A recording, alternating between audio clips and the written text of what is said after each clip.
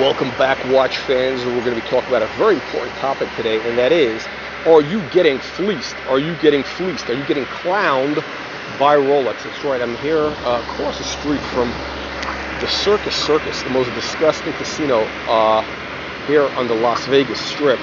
I mean, they literally have a clown. They got a clown as their mascot. I don't know if you can see Bozo the clown over there, but what does that have to do with watches? Now, we're going to be talking about the Rolex Explorer, which is the biggest piece of shit that Rolex has ever released. Maybe the biggest piece of shit that's ever come out of Switzerland. And all of you guys are falling for it. You know why? You're getting flim-flammed by the ultimate grifters. That's right. Rolex is the ultimate marketing company. They are master marketers. They, you know, the biggest marketing genius that many of us know is actually Anthony. That's right. Anthony Farrer, aka Timepiece Gentleman, Anthony with an F, as we call him.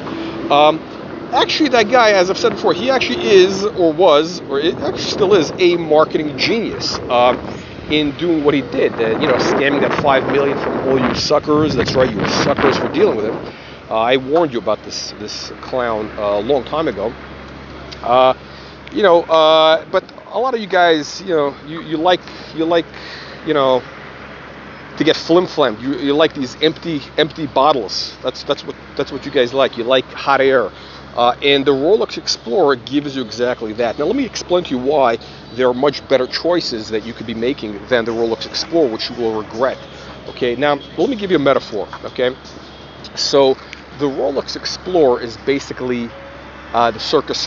Okay, it's garbage. It's the bottom of the barrel. I think the room is $20 a night maybe, and you know you might wake up, I don't know, with like bed bugs crawling up your ass or whatever. You might get, you know, anally raped in the middle of the night by, I don't know, or you can stay right across the street at I don't even know what this is. I think they call it Resorts World. It's some sort of like Oriental hotel. I don't get the concept. It's some bullshit. It's a little more expensive. It's brand new. Or you can stay here, which is the Fontainebleau, brand new. Yeah, pretty nice. You know, there's a whole story behind this. Or you can just go right there, which is the Wynn, or the Encore, the Wynn, and that is the best place to actually stay on the Strip. It might cost you a couple dollars more, but look, the value is incredible. Now, let's talk about value again. Now, on the wrist, we have the Turnograph, okay, the Rolex Turnograph. Now, a lot of you tomato cans, you're buying the Rolex Explorer because you're brokesters. That's right, you're brokies, you know, that are scraping together the last, you know, $5,000 or $10,000 that you have. Because, you know, you've been told this banana story about, you know, James Bond wearing this watch. You know, you've been told a bunch of, you know, fairy tales about, you know, explorers, you know, the guy climbing Mount Everest, you know, whatever, right? It's all a bunch of fairy tales, okay? It's all bullshit, okay? Let me tell you something. Rolex is the world's greatest marketing company. They're like Anthony Farrer, Timepiece Gentleman, multiplied by 100, okay? That's Rolex for you, okay? And you've been scammed. The Emperor has no clothes, okay? That watch never came close, I should say, to Mount Everest. And even if it did, who gives a fuck? Who gives a fuck, okay? I mean, the guy could have worn a Timex up there. It doesn't matter. Oh, I don't know, Timex, whatever, Omega. It really doesn't matter, okay? Any watch could have gotten up there. So now, you know, again, the whole story is they want you to pay $10,000 for this watch. That's what a new one costs, approximately $8,000, whatever it is. It doesn't matter, right?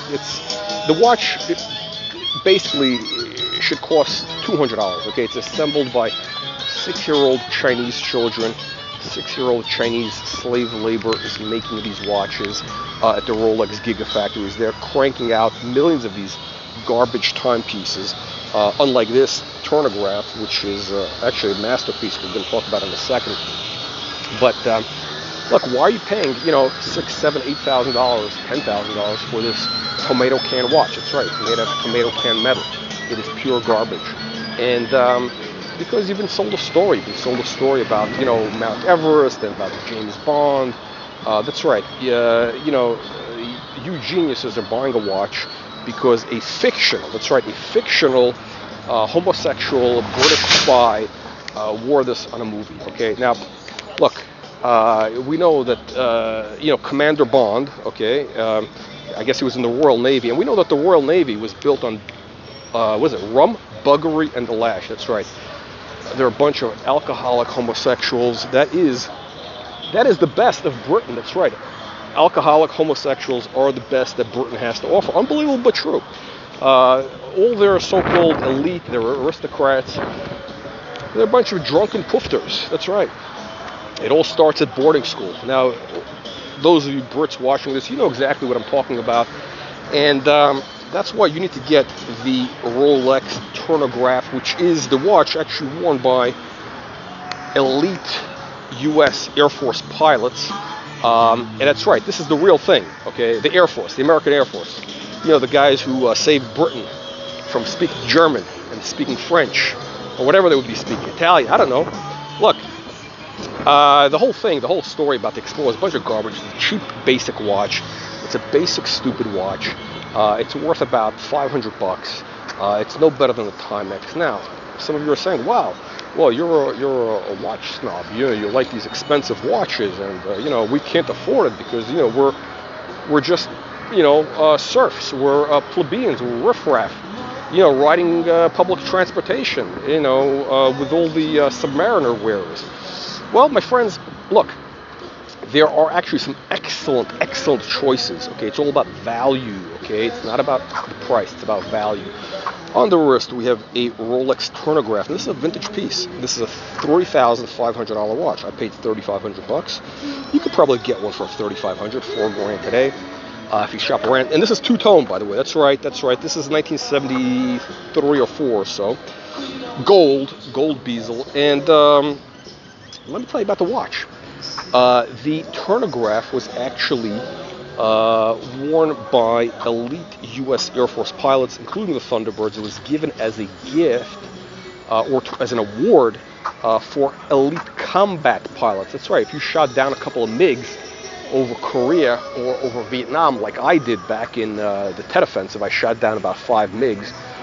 You would be awarded one of these chronographs. Okay, so this is the real watch. It's a real man's watch. Okay, it's not some fairy tale British spy watch. Okay, some wannabe guy who gets drunk on vodka martinis and engages in sodomite acts. That's what the Rolex Explorer is for. This here, you get a date. Oh, you even get a date. That's right. You even know what date it is. But here's the beauty of this, okay? How can Rolex Explorer call themselves? I love this thing that they call themselves a tool watch.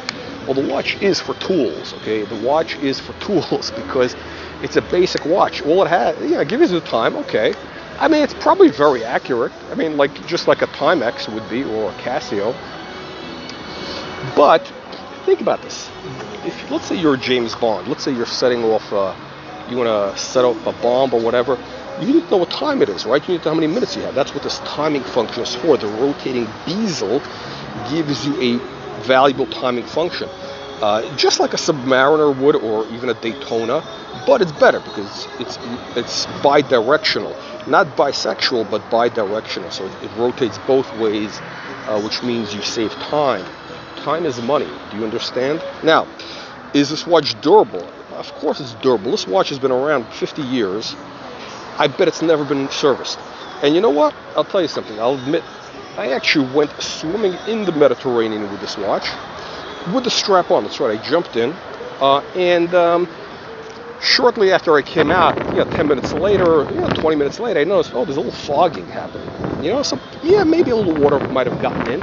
Possible, who knows? And you know what? It still keeps on ticking. And I haven't serviced it. You could probably drop this watch off a 100-story building. It'll be absolutely perfect. And this is the real deal. So if you want a story, okay, and all of you knuckleheads, you tomato cans, you crayon eaters, you window-licking, crayon-eating tomato cans, you love stories. You love hearing about some sort of fictional character wore this in some sort of movie, or some movie actor wore this watch while he was drunk driving or somewhere. You love those stories, don't you? But this watch actually does have a real story. This actually was worn by elite U.S. Air Force pilots. That's right. If you are living in the Western world, the Eastern world, It's the Americans who saved your ass. Otherwise, you'd be speaking either German or Russian, or maybe Chinese. Okay, so the only thing that's kept all of you free and eating Big Macs and drinking Coca-Cola is the men who wore this watch. Now that's a beautiful. Wow, I'm actually impressed with myself. This is a beautiful poetic statement. I actually should be working for Rolex doing marketing. Now, look, guys, if you do own a Rolex Explorer, what should you do? Okay, you have two choices. We have three choices. The proper thing to do is to smash it with a hammer. Smash it with a hammer, and then pour gasoline on it and burn whatever's left of it. Number two option is if you just put it on eBay, just get rid of it. Option number three is you commit insurance fraud. Like, we know there are certain, collectors in Australia who allegedly they went on vacation, they come back and all their watches are missing, there was a burglary. And then you can collect the insurance money and you can collect, I don't know, whatever the full value you put on it. You could do that. Now, again, we're not advising anybody to break the law, but those are basically three options to get rid of the monstrosity, the disgrace that is on your wrist. Look how disgusting these streets over here in this area.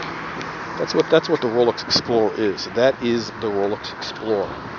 It is garbage, and if you wear one, you are garbage. Okay, I'm not to make too fine a point on it, but if you wear a Rolex Explorer, you are basically, that's what you are. You are basically a bottle of empty, low-budget vodka. And by the way, James Bond, that's what he drank. Look at this place, this neighborhood here has some interesting, high-quality aristocrats. Let me tell you that much. Luckily, I'm wearing the Rolex Turnograph. So if I was wearing a day date, these guys would know what it is. But you know what? They don't, because it's a Turnograph. Yeah, they don't know anything. Only the aristocrats know what this is. Now, the problem with all you Explorer people is, who buys this? Let's think of the mentality of the person who buys it. It's false modesty. That's what it is. It's false modesty. It's the guy who really